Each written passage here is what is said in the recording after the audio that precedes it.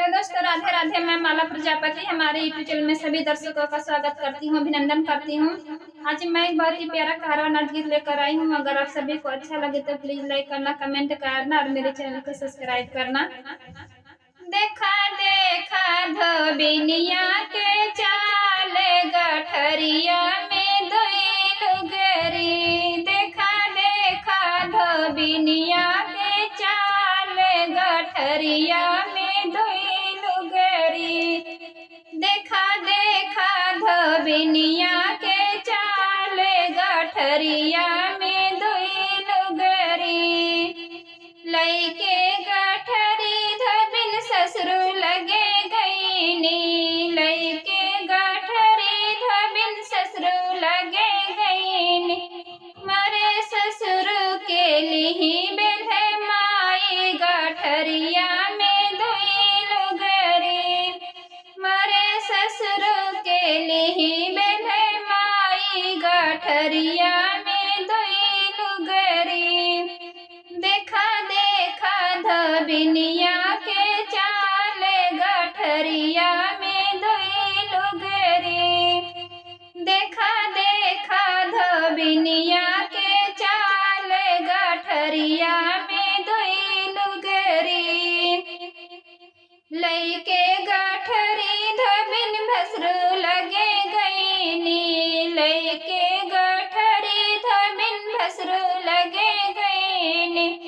मरे भसरू के लिही बेले माई गठरिया में दोई लुगरी।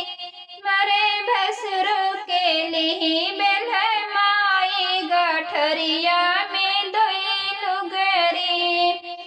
देखा देखा धोबिनिया के चाल गठरिया में दोई लुगरी। देखा देखा धोबिनिया के चाल गठरिया में दोई लुगरी। लइके गठरी धोबिन देवरे लगे गईनी। लइके गठरी धोबिन देवरे लगे गईनी। मरे देवरू के लिही बेले माई गठरिया में दोई लुगरी।